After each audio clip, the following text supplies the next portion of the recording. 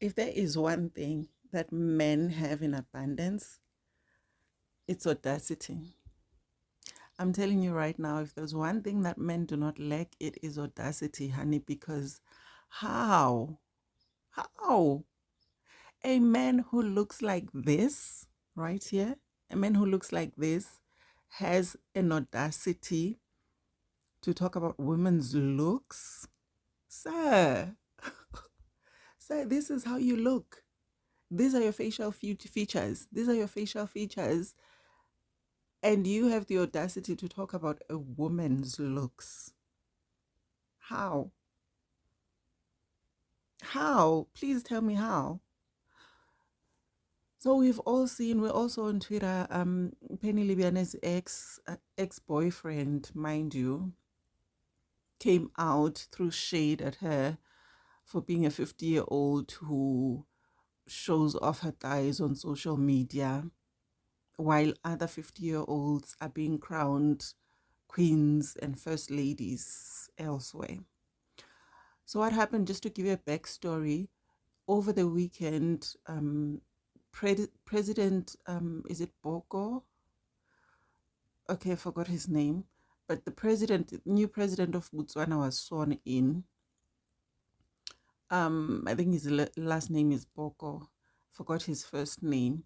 But he was sworn in, so his wife was kneeling in front of him, congratulating him or whatever she was doing. I don't know what she was kneeling for, but she was congratulating him, accepting being crowned the First Lady of Botswana as the president's wife. And of course, Penny's ex-boyfriend came out and he was saying how, some women are being, some 50-year-olds are being crowned queens and first ladies, while others are showing off their thighs on social media, looking for attention, basically. And now that would have been bad enough, but that's not where the guy stopped. He continued in his comments of that tweet to say she was showing off biltong thighs, biltong thighs on social media, right?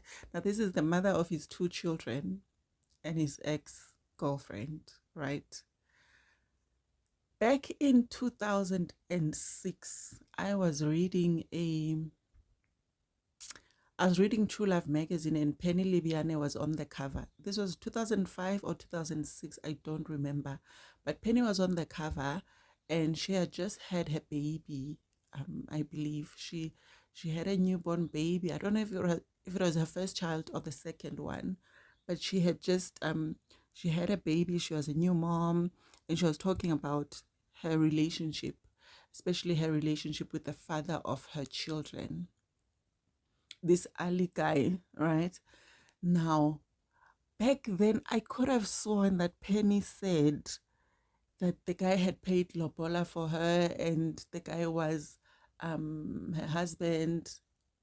He had paid lobola and the family, oh, they were so close with his family, the family visits, this and that. But she presented this united front with the guy's family. She made it seem as if, they were this close family with the guy's family. They were close. They were, the guy's family was supportive. He had paid lobola. He had done this. He had done that.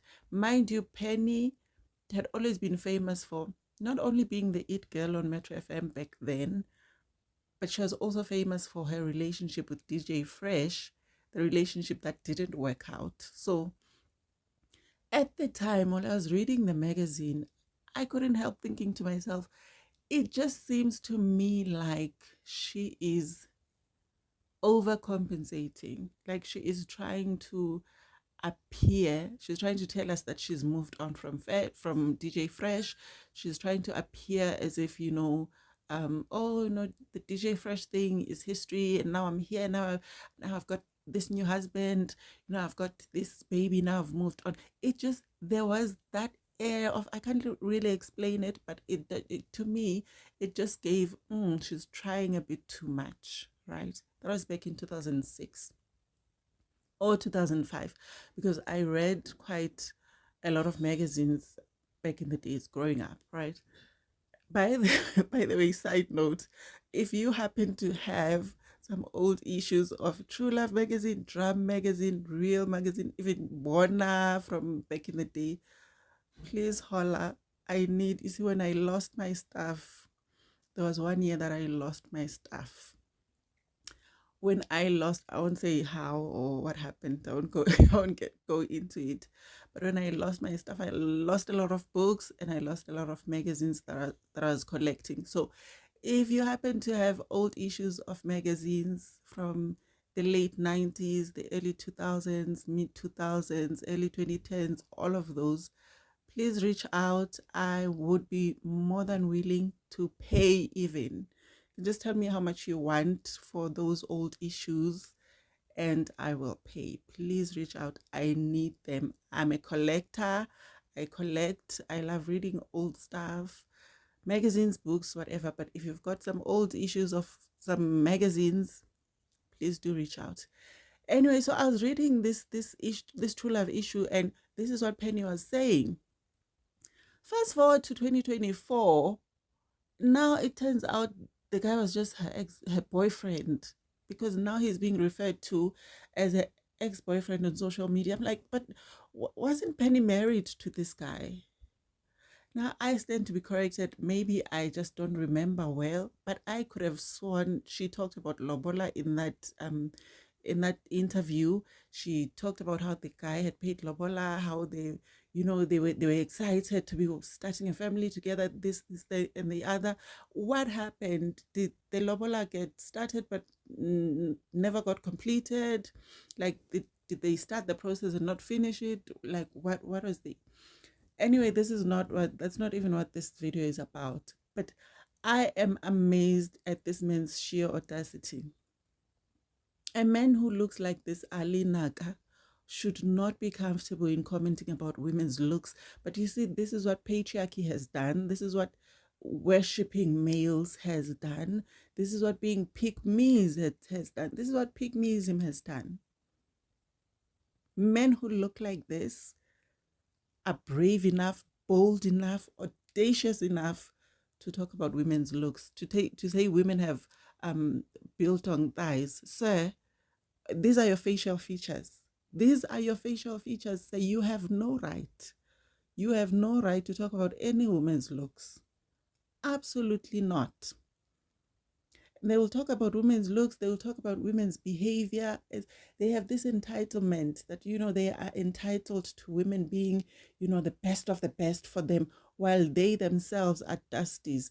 This man is not supporting his children, has not been supporting his two children with Penny for the last 19 years. 19 years. And he has the audacity to compare Penny Libiane to the First Lady of Botswana. And he's not comparing himself to the President of Botswana. How? How? The audacity, the entitlement. You think you are entitled to a First Lady while you are a dusty? No. The person who made that lady, the First Lady of Botswana, the person who made her First Lady is her husband. Her husband is the president. What are you? Are you the president? What are you? You cannot even take care of your kids, sir.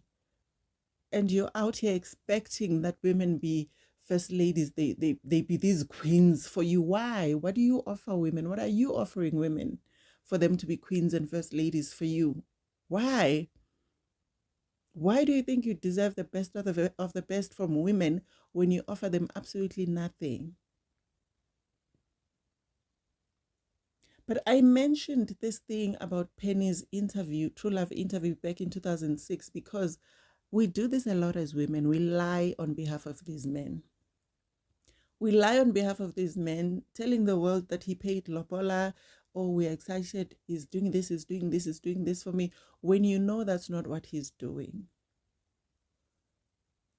Because we're trying to stick it to our ex-boyfriends. We're trying to show the world that, look at me now, I've moved on, I'm now married, I'm not.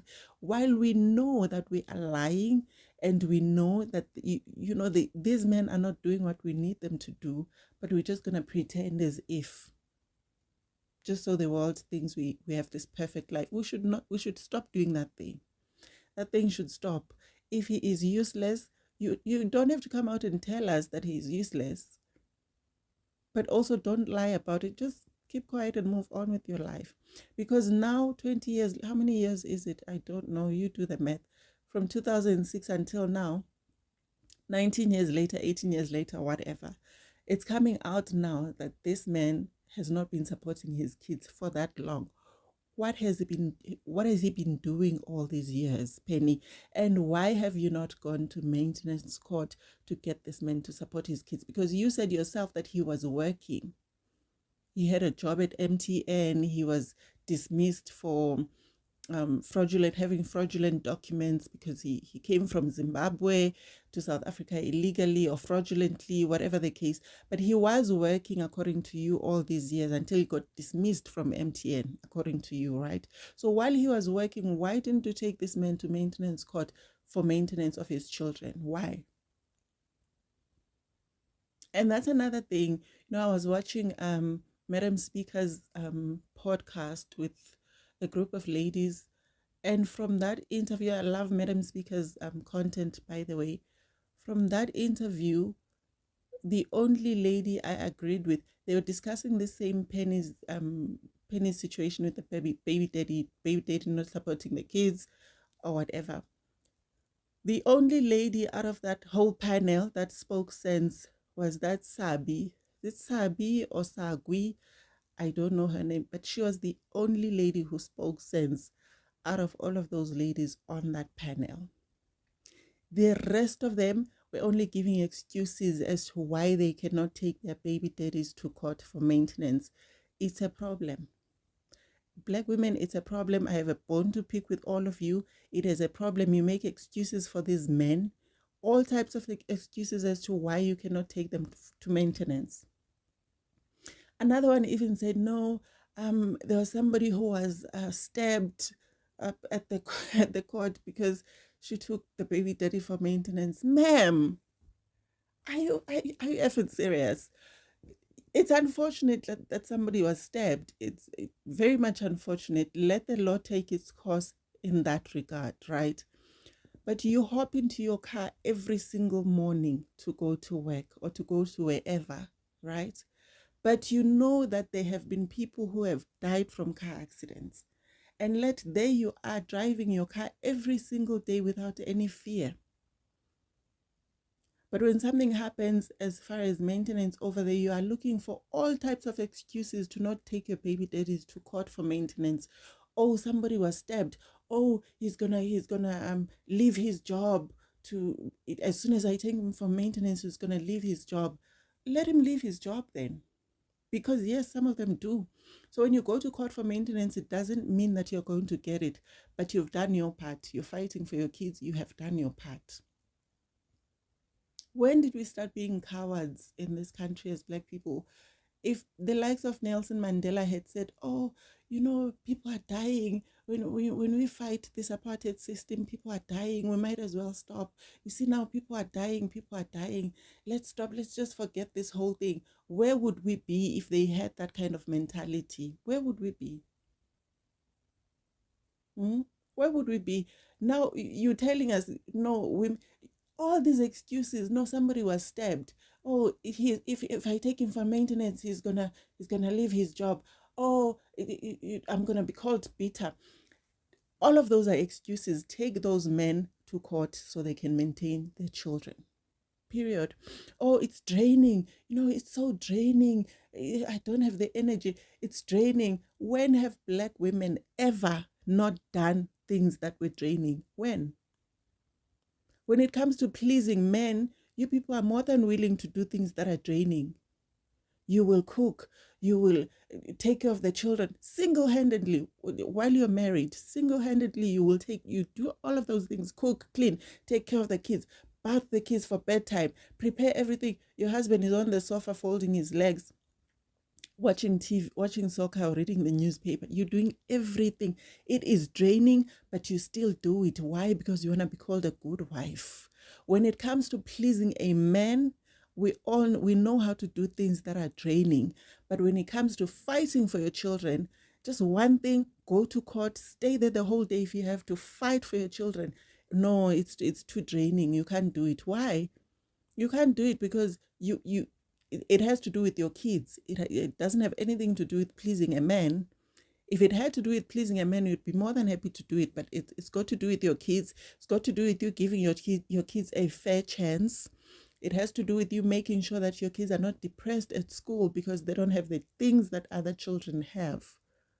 Oh no, you can't do it. It's too draining. But when it has to do with you securing a man, proving yourself to be a good wife, you're more than willing to do it, even if it's draining.